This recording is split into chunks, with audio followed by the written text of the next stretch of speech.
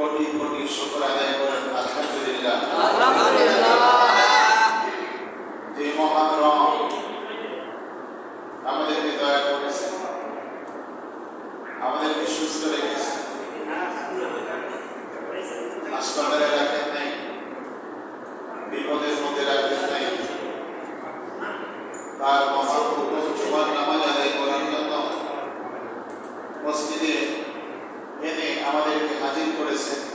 এই জন্য সকলেই সেই মহান রবের দরবারে কোটি কোটি শুকর আদায় করেন আলহামদুলিল্লাহ।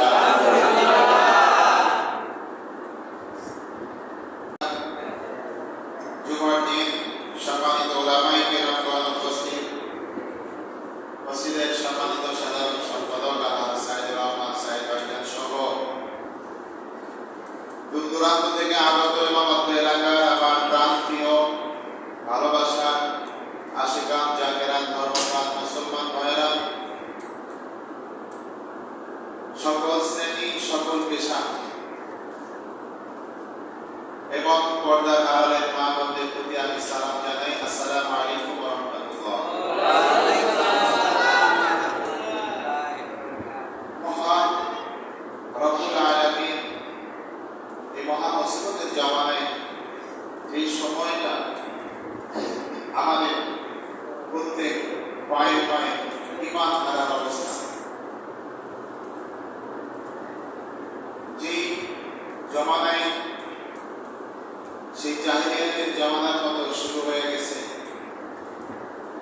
হালাল হারাম আমরা চিনি না, জায়েজ না জায়েজ বুঝি না, পাক না পাক মানি না, ফরজ ওয়াজিব সুন্নাত নফল এগুলো আমরা করতে চাই না। কোরআন ও হাদিসের কথা বললে সাথে সাথে বাধা চলে আসে। এটাই তো সেই জাহিলি থেকে ছিল। তফাৎটা হলো যে ওই জমানায় পরিপূর্ণ ছিল আর এই জমানায় অধিকাংশ হয়ে গেছে। ঠিক না ঠিক? সেই জমানায় মহান রব্বুল আলামিনকে আমাদেরকে যতটুকু ঈমানের অধিকারী করেছেন, আমাদেরকে আল্লাহ তাআলার শুকর আদায় করতে হবে এবং আল্লাহ তাআলার কাছে সাহায্য চাইতে হবে যে তিনি যেন আমাদেরকে পরিপূর্ণ ঈমানদার হিসেবে কবুল করেন। বলেন আমিন। আমিন। আমার প্রিয় ভাইরা, জুমার দিন অত্যন্ত ফজিলতপূর্ণ দিন, অত্যন্ত বরকতপূর্ণ দিন। এই দিনটি চতুর্থ আসমানে ফেরেশতাদের মাঝে ঈদের দিন হিসাবে তারা উদযাপিত করে। সুবহানাল্লাহ। এই দিন গরিবদের জন্য হজের দিন, এই দিন গরিবদের জন্য কোরবানির দিন, এই দিন অসংখ্য নফল ইবাদতের সওয়াব পাওয়ার দিন। যারা বাসা থেকে এসেছেন প্রতি কদম এক এক কদম মানে এক এক পায়ে আল্লাহ তাআলা আপনাকে 1 বছর নফল ইবাদত করার সওয়াব দিয়ে দেন। আমাদের সাথে সাথে যারা এসেছেন তাদের আমলনামায় একটি লাল উট কোরবানি করার সওয়াব আল্লাহ তাআলা দিয়ে দেবেন। মসজিদে আসার পরে কোনো কথা বলবেন না, ইমাম সাহেব যা বলেন মনোযোগ সহকারে শুনবেন, খুতবা শুনবেন, নামাজ আদায় করবেন জামাতের সাথে, সালাম ফেরানোর সাথে সাথে আপনার আমলনামায় একটি কবুল হজের সওয়াব আল্লাহ তাআলা দিয়ে দেবেন। যে সওয়াবের মধ্যে কোনো ভেজাল নেই। যারা হজ করতে যায়, উমরা করতে যায়, এই টাকায় যদি ভেজাল থাকে উমরা হজ হবে না। কিন্তু এই জুমার দিনে যে হজের সওয়াব, এটার কোনো ভেজাল নাই।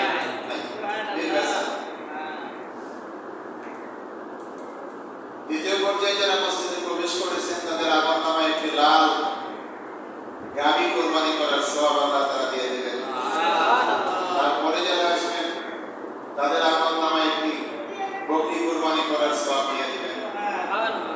এভাবে আল্লাহ তাআলা আমাদেরকে তার প্রিয় নবীর প্রিয় উম্মত হিসেবে ছোট ছোট আমলের মাধ্যমে আমাদেরকে আল্লাহ তাআলা বড় বড় বেশি বেশি নেকি দিয়ে দেন, যাতে করে তার প্রিয় নবীর প্রিয় উম্মতদেরকে অন্যান্য নবীদের উম্মতের তুলনায় বেশি সওয়াবের অধিকারী করে তাদের আগে আমাদেরকে জান্নাতে প্রবেশ করাইতে পারে।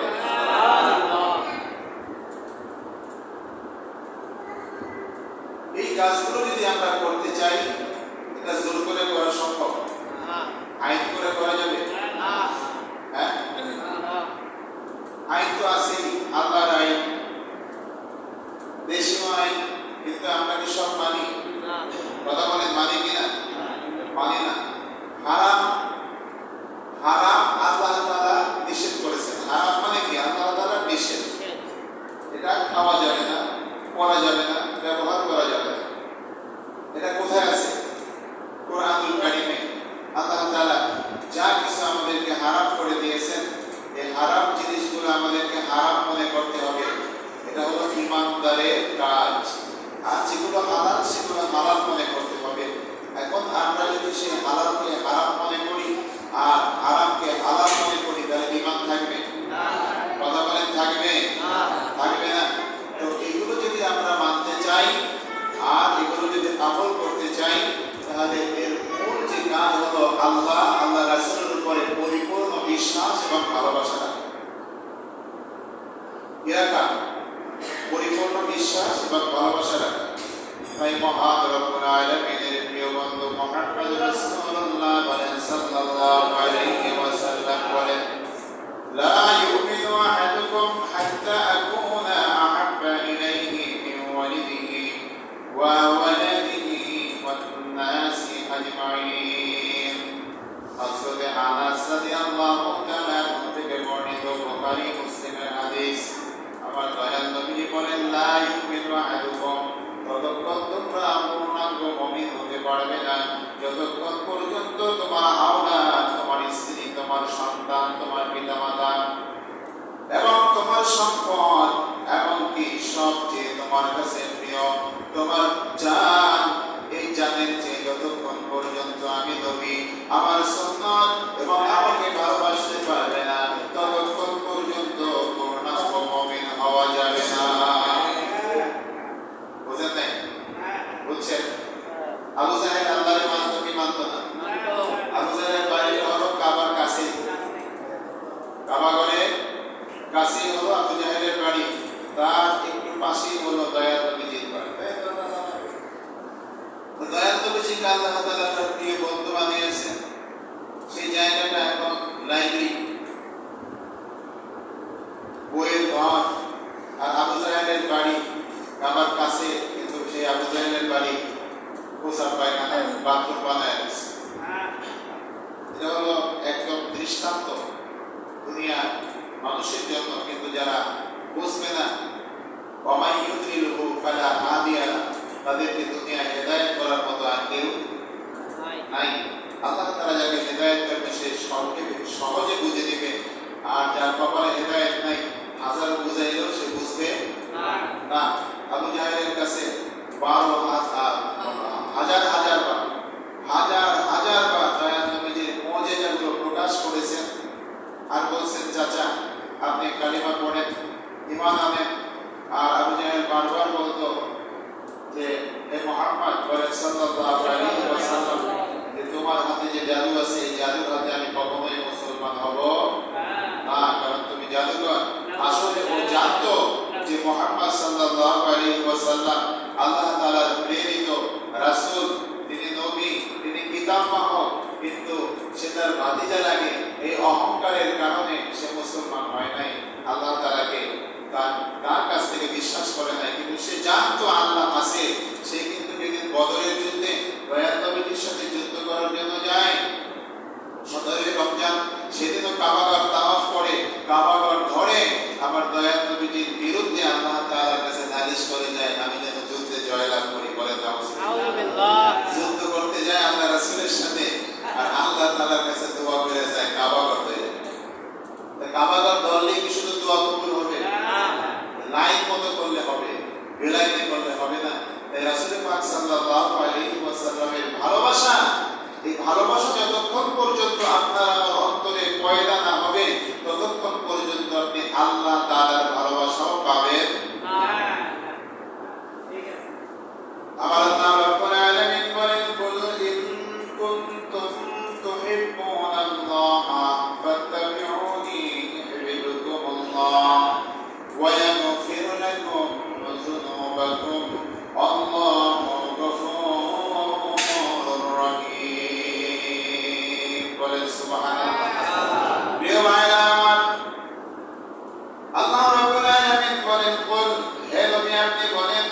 কুনতুম তুহিব্বুনাল্লাহ, তোমরা যদি আমি আল্লাহ তাআলাকে ভালোবাসতে চাও, আল্লাহ তাআলাকে ভালোবাসতে চাও, ফাত্তাবিউনি ইউহিব্বুকুমুল্লাহ, তাহলে আমি নবী আমাকে ভালোবাসো, আমাকে অনুসরণ করো।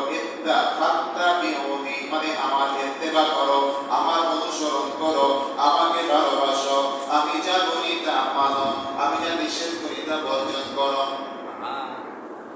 সুবহানাল্লাহ। না কইলে অসুবিধা কি?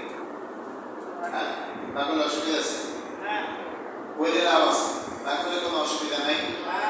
সুবহানাল্লাহ, আলহামদুলিল্লাহ, এগুলো হলো জান্নাতের ফল বলা হয়। সুবহানাল্লাহ, সুবহানাল্লাহ, এটা জান্নাতের ফল।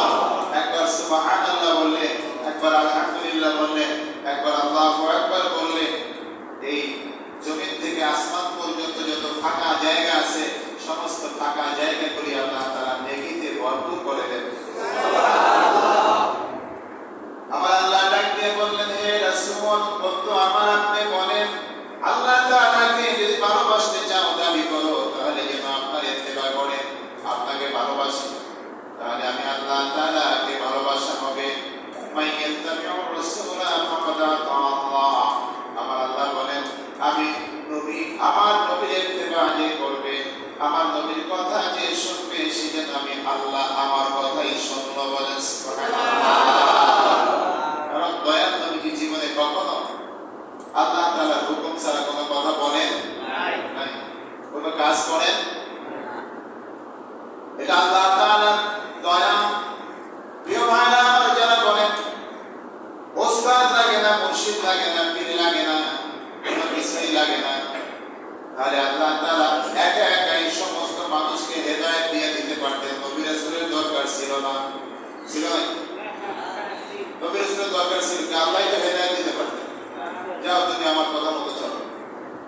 অন্তরের ভিতরে আল্লাহ তাআলা দিয়ে দিতেন। কিন্তু আল্লাহ তাআলা এই সিস্টেম রেখেছেন যে যুগে যুগে নবী রাসূল পাঠিয়ে যারা ধর্ম মানে না, জাহেল যারা, জাহেল মানে হলো আরবিতে বলা হয় জাহেল, বাংলায় বলা হয় মূর্খ, এই মূর্খদেরকে দ্বীনের পথে আনার জন্য যুগে যুগে নবী এবং রাসূল পাঠিয়েছেন।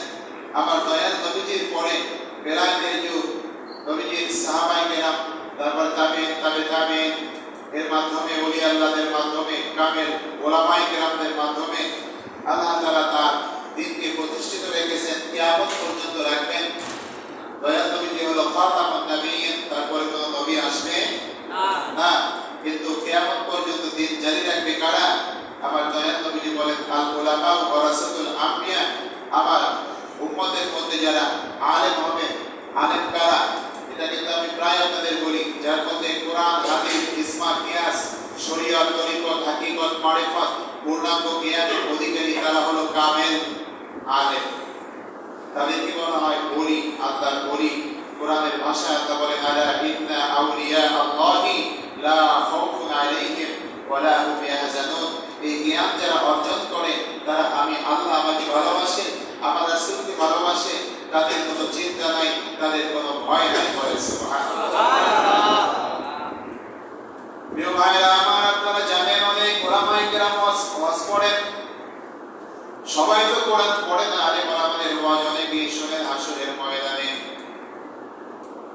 আমি সেদিন কিতাবে পড়লাম যে এক শলাকা, মানে চোখে যে সুরমা লাগায়, এর একটা শলাকা 3 ইঞ্চি পরিমাণ। আবার কোন কোন রেওয়ায়েতে আছে 1 বিঘত, কোন জায়গায় বলা আছে 1 হাত। এই মাথার উপরে যখন সূর্য থাকবে হাসরের ময়দানে, সমস্ত মানুষ, কারো গায়ে কোনো পোশাক থাকবে না, উলঙ্গ থাকবে, গুনাহ অনুযায়ী কারো হাঁটু পরিমাণ, কারো কোমর পরিমাণ, কারো এই বুক সমান, কারো গলা সমান। ঘামের মধ্যে তারা হাবুডুবু খাবে, টেনশন থাকবে, পেরেশানিতে থাকবে, মাথার উপরে সূর্য থাকবে, মানুষ এত পেরেশান থাকবে যে একজন সবাই উলঙ্গ, কিন্তু কারো দিকে কেউ তাকানোর সুযোগ পাবে না। যার চিন্তায় সে ব্যস্ত থাকবে যে আমার আমল নামাকে সামনে থেকে ডান হাতে আসে নাকি পিছন থেকে বাম হাতে আসে, আমি কি আজকে নাজাত প্রাপ্তদের দলে থাকবো নাকি জাহান্নামীদের দলে থাকবো, এই পেরেশানিতে এত টেনশনে থাকবে যে কেউ কারো দিকে তাকানোর সুযোগ পাবে না। কিন্তু সেদিন 7 প্রকারের লোক আল্লাহ তাআলার আরশের নিচে ছায়া পাবে। কিনা বলে? এটা হাদিস শরীফে আছে। কারা? তার মধ্যে একজন হলো ওই যুবক যারা যুবক বয়সে সকল ধরনের গুনাহ থেকে বিরত থাকে, জাহান্নামের ভয়ে, আল্লাহ তাআলার ভয়ে, জান্নাতের লোভে, জান্নাতের আশায়।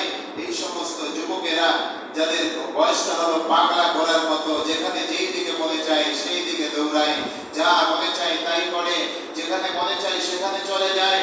এই যুবকেরা যদি এই সময়টা আমার দয়াল নবীর আদর্শে তার জীবনটা গঠন করে, আমার দয়াল নবী বলেন ওই হাসরের ময়দানে আল্লাহ তাআলার আরশের নিচে যার ছায়া হয়ে যাবে। বলেন সুবহানাল্লাহ। তার কি ওই মাথায় সূর্য ওঠার টেনশন আছে না? কথা বলেন আছে? নাই। ওই শাসক অথবা ইমামগণ যারা বিচার করে, বিচারক, যে সমস্ত বিচারকেরা সঠিক বিচার করে, ন্যায় বিচার করে, আল্লাহ রাব্বুল আলামিন ওই ন্যায় বিচারকদেরকে হাসরের ময়দানে তার ওই আরশের নিচে ছায়া দিয়ে দিবেন। বলেন সুবহানাল্লাহ। ওই সমস্ত আবেদ, যেই সমস্ত আবেদেরা রাত যখন গভীর হয়ে যায়, দুনিয়ার সকল প্রাণীরা যখন ঘুমিয়ে যায়, কেউ জাগ না থাকে না, স্ত্রীও ঘুমায়, সন্তানও ঘুমায়, ওই সময় যেই বান্দা বান্দিরা ঘুম থেকে জেগে ওযু করে যায়, নামাজ নিয়ে বসে যায়, আল্লাহ তাআলাকে সিজদা করে, তাহাজ্জুদের নামাজ আদায় করে, চোখের পানি ফেলে ফেলে আল্লাহ তাআলার কাছে ক্ষমা চায়, আল্লাহ তাআলার কাছে দয়া চায়, ওই ধরনের ব্যক্তিরা আল্লাহ তাআলার আরশের নিচে ছায়া পেয়ে যাবে। তাহলে আপনার কর্মগুণে ফল পাবেন, ঠিক না? কর্মগুণে যদি আপনি ফল পান, তাহলে আমি যদি ভালো কাজ করি, তাহলে হাসরের ময়দানে আমাদের এই মাথার উপরে সূর্য থাকবে, আর শরীরের মধ্যে ঘামের মধ্যে হাবুডুবু খাবো, এই টেনশন কি আমাদের থাকবে?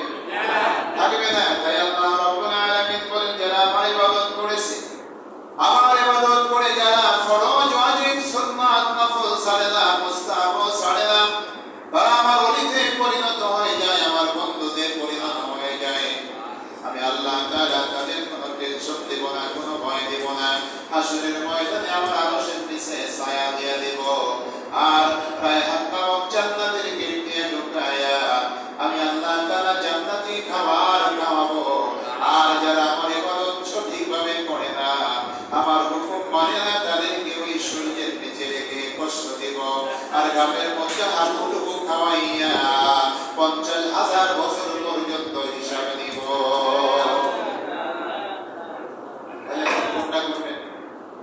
ওই আরশের নিচে ছায়ায় থাকা যায় সেই কাজ করবেন, নাকি কয় হুজুর যা মন চায় তাই মরার পরে দেখা যায় যা হয় হোক, তখন কি আর ফিরে আসা যাবে? ভাই, কোরআন পড়েন না, হাদিস পড়েন না, কিতাব পড়েন না, তাই জানেন না যে কবর প্রতিদিন আমাদেরকে কত হাজার বার ডাকে। যখনই দম্ভ করে কোনো মানুষ রাস্তায় হাঁটে, কেউ যদি বলে আমাকে চেনো, আমি কে, আছে না অনেকে বলে, তখন মাটি কয় আল্লাহ তুমি হুকুম দাও, এই জালিমকে আমি এখনই পেটের মধ্যে ঢুকাই। আল্লাহ কয় না, অপেক্ষা করো, কারণ আমি তাকে একটা জীবনের সময় বেঁধে দিয়েছি, এইটুকু সময় আমি তাকে দুনিয়ায় রাখবো, তারপরে সময় হলেই তোমার পেটের মধ্যে নিয়ে আসবে। কি মনে করেন? পানির ভাষা আপনি বুঝেন না, শোনেন না, তাই আমরা বুঝি না। কিন্তু শোনার মতো যদি আপনার অন্তরের আল্লাহ তাআলা সেই কানটা লাগাই দিত, তাহলে আপনি শুনতে পারতেন যে মাটি কতবার আমাদেরকে ডাকে। প্রিয় ভাইরা আমার, বলছিলাম যে আল্লাহ রাব্বুল আলামিন বলেন, হে রাসূল, আপনার ইত্তেবা করলে, আপনার ভালোবাসা যদি থাকে, তাহলে আমি আল্লাহ তাআলা তার জীবনের সকল গুনাহগুলো মাফ করে দেব। আর আমি আল্লাহ তাআলা ক্ষমাশীল আর দয়ালু। এটা আমার কেমনে আমরা পালন করব? আমার দয়াল নবীজি হাদিস শরীফের মধ্যে আমাদেরকে বলে দিয়েছেন, মান আহাব্বা সুন্নতি ফাকাদ আহাব্বানি ওয়া মান আহাব্বানি কানা মাই ফিল জান্নাহ। হাদিসটা মুখস্থ হয় না আপনাদের? বলেন, মান আহাব্বা সুন্নতি ফাকাদ আহাব্বানি ওয়া মান আহাব্বানি কানা মাই ফিল জান্নাহ। জীবনে কত বই তো মুখস্থ করলেন, উপন্যাস মুখস্থ করলেন, গান মুখস্থ করলেন, কিন্তু দয়াল নবীর একটা হাদিস কি মুখস্থ করছেন? আরে আমার মাসারা, যে একটা হাদিস আপনি সঠিকভাবে মুখস্থ বলতে পারেন, অনেকেই পারেন না। এটা আমাদের জন্য খুবই দুর্ভাগ্যের বিষয়। নামাজের সূরাগুলো আমাদের জানা দরকার আছে না? অন্তত ৫-৭টা সূরা আমাদের মুখস্থ করা দরকার। এটা আমাদের জন্য জরুরি, কারণ এটা ফরজ নামাজ আদায় করতে লাগে। ব্যবসা করার জন্য যেমন টাকা লাগে, ধন লাগে, মূলধন লাগে না? টাকা ছাড়া ব্যবসা করা যায় না। আপনি যদি আপনি সূরা মুখস্থ না করেন, আপনি নামাজের মাসলা মাসাইল না জানেন, আপনি প্রয়োজনীয় হাদিসগুলো না জানেন, তাহলে আপনি ইবাদতের মূলধনই তো হারাইলেন। আপনি ব্যবসা ইবাদত করবেন কি দিয়া? রসুল বলেন আল্লাহুম্মা সাল্লি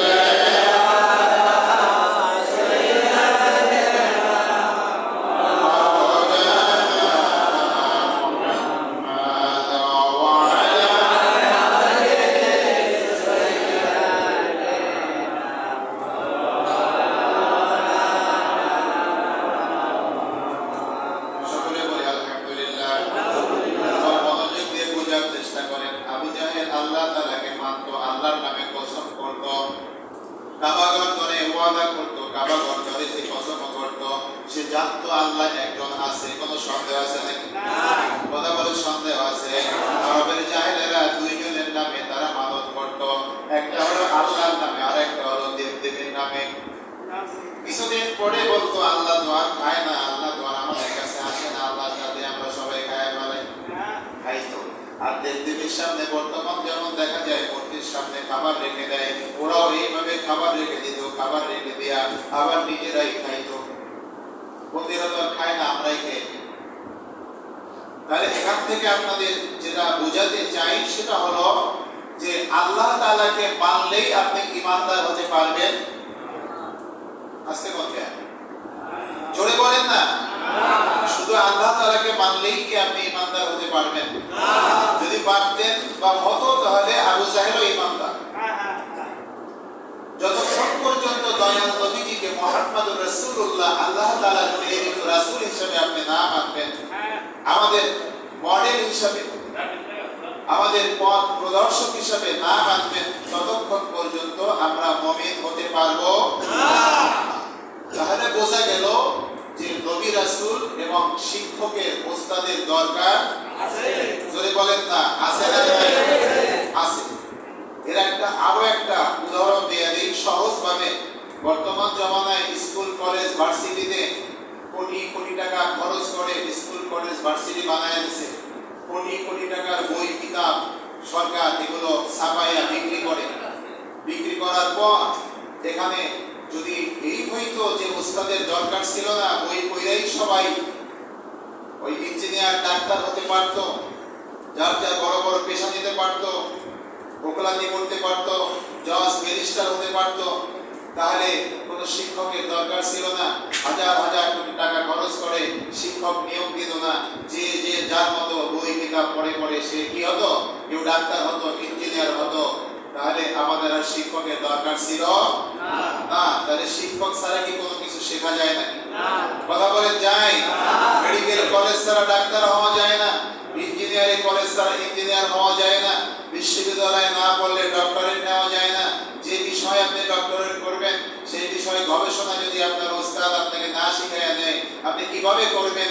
এটা যেমন যেই বোকারা বোঝে না যে ওই বই ছাড়া, ওস্তাদ ছাড়া শুধু বই পড়লেই বড় বড় ডিগ্রিধারী হওয়া যায় না, তাহলে তোমরা কেন মূর্খের মতো কথা বলো যে কোরআন হাদিস একা একা পড়ে আলেম ওলামা ছাড়া, ওস্তাদ ছাড়া আল্লাহ তাআলাকে পাওয়া যায় আর কোরআন বোঝা যায়, ইবাদত করা যায়? এটা তো মূর্খের মতো সে আবু জাহেল মার্কা কথা। ঠিক না বেটি? কথা বলেন না কেন? আপনাকে অবশ্যই শিখতে হবে। ওস্তাদের কাছে না শিখলে আপনি কখনোই সেই কাজটা আপনি পরিপূর্ণভাবে করতে পারবেন না।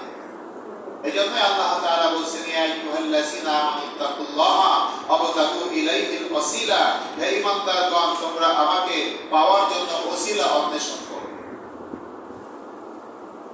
এই ওসিলাগুলো অন্বেষণ যদি আমরা না করি তাহলে আল্লাহ তাআলাকে পাওয়া সম্ভব নয়।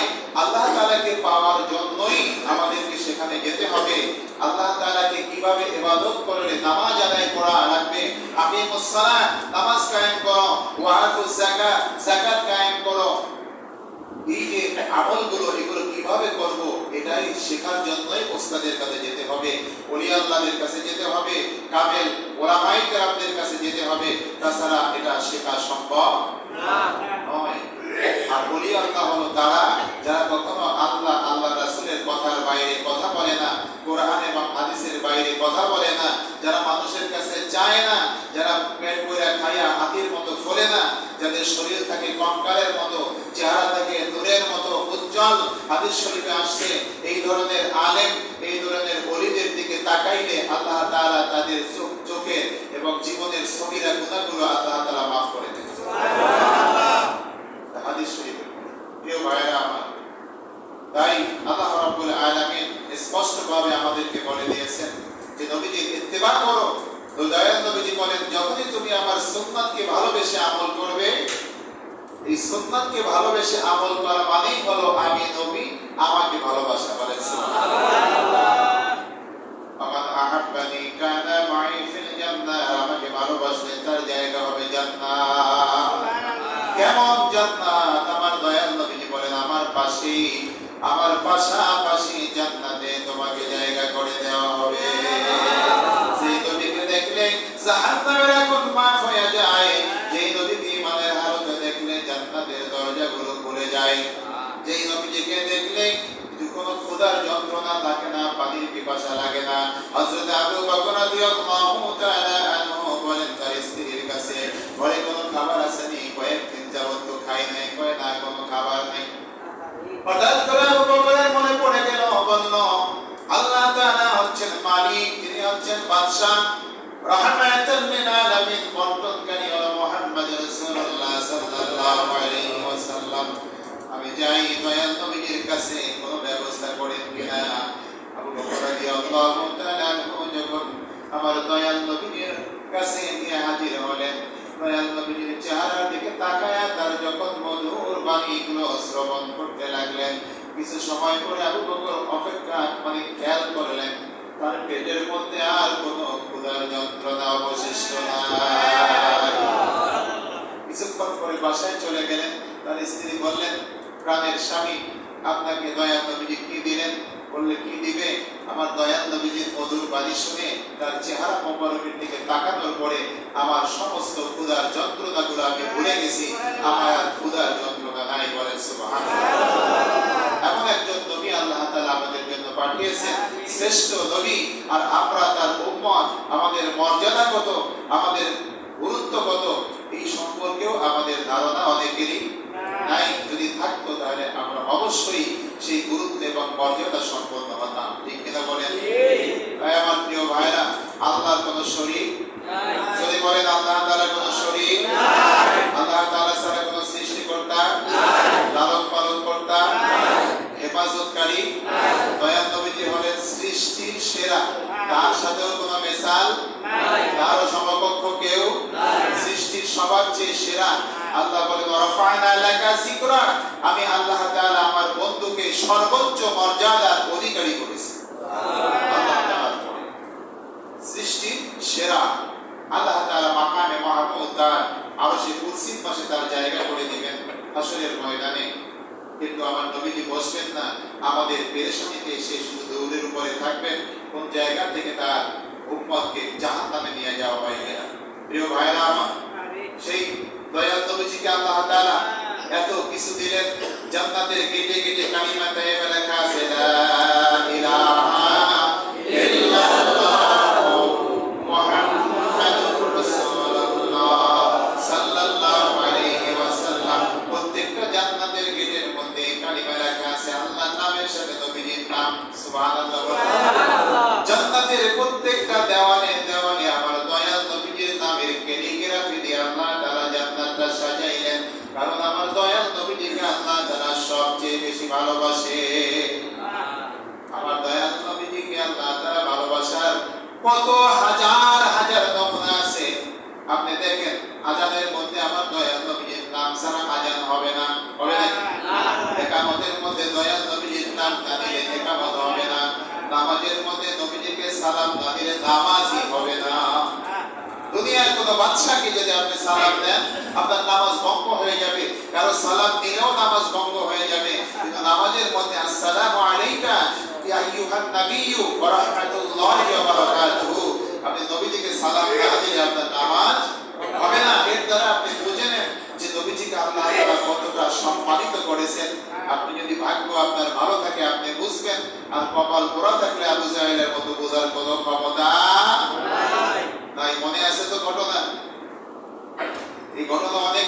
দেখছেন নবীজিকে দুনিয়া থেকে বিদায় করার জন্য আবু জাহেল শেষ সময় দেখলো গর্ত কইরা গর্তের মধ্যে দিয়ে মাটি চাপা দেওয়া ছাড়া উপায় নেই। গর্ত করার পর দেখলেন ঘুরে একটু দেখে নেই কেমন গর্ত করছো, কোন জায়গায়, বেশি দূরে না, কাবার পাশেই। যারা হজে গেছেন জানেন, এই যে গত সপ্তাহে আমাদের সাইদুর রহমান সাইদ মল্লিক ভাইজান, আমাদের সেক্রেটারি সাহেব, তারপরে মামুন ভাই, তারা ওমরা করে আসছে, আমিও গেছি। যারা গেছেন তারা দেখছেন আবু জাহেলের বাড়ি, দয়াল নবীজির বাড়ির সামনে পাহাড়ের পাদদেশে যে রাস্তা দিয়া আবু জাহেলের বাড়ি যেতে হয়, দয়াল নবীজির বাড়ি যেতে হয়, সেই রাস্তার মধ্যে গর্ত করছে। তো গর্ত করার পর আবু জাহেল চিন্তা করলো গর্তটা একটু পর্যবেক্ষণ করে দেখি এর পুলিশে পড়লে মরবে কিনা। কত বড় শয়তান, এটা হলো মানুষ শয়তান। তো দেখতে দেখতে যখন পাশ দিয়ে ঘুরতেছে, ফেরেশতা ধাক্কা দিয়ে কানে তুই পড়ে দেখ কেমন লাগে। যা এর মধ্যে আবু জাহেল গর্তের মধ্যে পড়ে গেল। এখন পড়ে যায়, বলতেছে আমার উঠা। এখন উঠাইতেছে, হাত দেয়, কাফের মোট যে দলবল আছে হাত দিয়ে উঠাইতে গেছে, দেখে যে 1 বিঘা দূরে, হাত ধরা যায় না। তো হাত তো ধরা যাইতেছে না, রশি দে, তো রশি দিল, 2 হাত রশি দিল, দেখে যে এখনো 1 বিঘা বাকি। 10 হাত রশি দিল, দেখে এখনো 1 বিঘা বাকি। যত লম্বা রশি দেয় আল্লাহ তাআলা আবু জাহেলকে তত নিচে নিয়ে যায়, 1 বিঘার জন্য সেই রশি হাত দিয়ে ধরতে পারে না। সুবহানাল্লাহ, বলো মুজিজা। সুবহানাল্লাহ। প্রিয় ভাইরা আমার, আবু জাহেল চিন্তা করলো আর উপায় নাই, মুহাম্মদুর রাসূলুল্লাহ সাল্লাল্লাহু আলাইহি ওয়াসাল্লাম ছাড়া উপায় নাই, আমি আর বাঁচতে পারবো না যদি মুহাম্মদুর রাসূলুল্লাহ সাল্লাল্লাহু আলাইহি ওয়াসাল্লাম আমাকে আজকে না উঠায়। বললো ডেকে আনো আমার ভাতিজাকে, তাকে না ডাকলে আমি উঠতে পারবো না। ডেকে আনলো, বললো চাচা কি হয়েছে? পয়সা এই গর্তের মধ্যে পাশের থেকে যাওয়ার সময় পড়ে গেছে। মাদার জন্য গর্ত করছে, তা কি কয় না, তা কিন্তু কয় নাই, আমি গর্তে এখান থেকে যাওয়ার সময় গর্তের মধ্যে পড়ে গেছি, আমারে বাঁচাও। বাঁচাইবো তো আল্লাহ, আমি কেমনে বাঁচাবো? উঠেন। আমি তো উঠতে পারি না। কয় কেন? রশি যত দেয় তত নিচে যায়। বাজান, তুমি ছাড়া বাঁচানোর আর কেউ নাই, আল্লাহ আপনাকে বাঁচাবে। ও চাচা, একটা শর্ত আছে, যদি আপনাকে আমি এখান থেকে উঠাই, আমার উসিলায় যদি আল্লাহ তাআলা উঠায়, আপনি আজকে কালিমা পড়বেন নি? কি কয় কালিমা পড়বো না মানে? বাজান, তুমি আগে বাঁচাবো, মানে তুমি উঠানোর সাথে সাথে আমি আজকে কালিমা পড়া মুসলমান হবো তোমার হাতে হাত দিয়ে। কইতা বিসমিল্লাহ বইলা দয়াল নবী হাত দিলেন, বসে চাচা হাত ধরেন। আবু জাহেল হাতে হাত দিয়া উপরে উঠলেন। ওঠার পরে দাঁড়ায়া বলতে, চাচা চাচা এইবার পড়েন। কি তা বল তুমি? এটা কোনো কথা? এতক্ষণ পর্যন্ত কত লম্বা লম্বা রশি দিয়ে আমারে উঠাইতে পারে নাই, আর তুমি এত বড় জাদুকর যে তুমি আল্লাহর নাম নিয়ে মানে বিসমিল্লাহ কয়ে হাত ঢুকাইয়া দিয়ে আমার উঠাই ফেলাইলা। এত বড় জাদুর হাতে কি করে আমি কালিমা পড়ে মুসলমান হব? মুসলমান হয়েছে? হয় নাই। তাই যাদের কপাল পোড়া তারা কখনোই নবীজির এই সমস্ত মুজিজাগুলো বিশ্বাস করবে না, তাদের হেদায়েত কপালে আসবে না। আর যাদের কপাল ভালো, আল্লাহ যাদের হেদায়েত করবে, যে কোনো ওসিলায় তাদেরকে আল্লাহ তাআলা জান্নাতে যাওয়ার ব্যবস্থা করবেন, দয়াল নবীজির মহব্বত অন্তরে দিয়ে নেবেন। তাই আসুন আমরা সকলেই আল্লাহ কামেল বলি, যারা যারা আল্লাহ আল্লাহ রাসূলের কথা বলে তাদের কাছে গেলে কোনো অসুবিধা নেই। আমার মুর্শিদ তিনি বলছেন, বাবা আপনি পড়েন। কি পড়বো? যে পড়েন, হে আল্লাহ, আমার জীবনে যত গুনাহ করছি, যত গুনাহ মনে আছে, যত গুনাহ ভুলে গেছি, সমস্ত গুনাহগুলো আল্লাহ তুমি মাফ করে দাও। পড়লাম। তারপরে কি? যে আপনি পড়েন যে আমার জীবনে শেষ নিঃশ্বাস মানে মৃত্যু পর্যন্ত আমি দয়াল নবীজির তরিকা ছাড়বো না। পড়লাম। কোন তরিকা?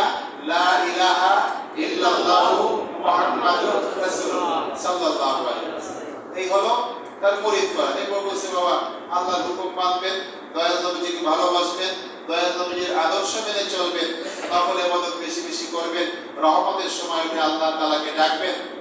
হাদিস সম্মত কথা বলে দিলেন।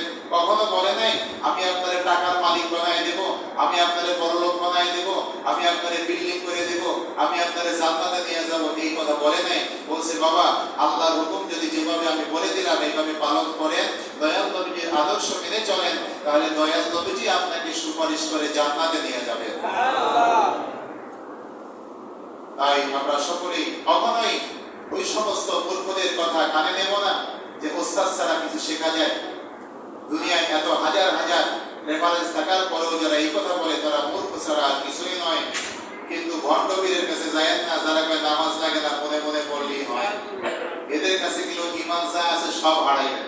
খবর পীর, কামেল পীর হলো তিনি যিনি আল্লাহ আল্লাহ রাসূলের কথার বাইরে কোনো কথা বলেন না, যাদের চেহারার ভিতরে নূর থাকে, চেহারা থাকে আলোর মতো, চাঁদের মতো উজ্জ্বল, যাদের মুখ থেকে কোনো বাজে কথা বের হয় না আল্লাহ আল্লাহ রাসূলের কথা ছাড়া, আমরা তাদের কাছে যাব।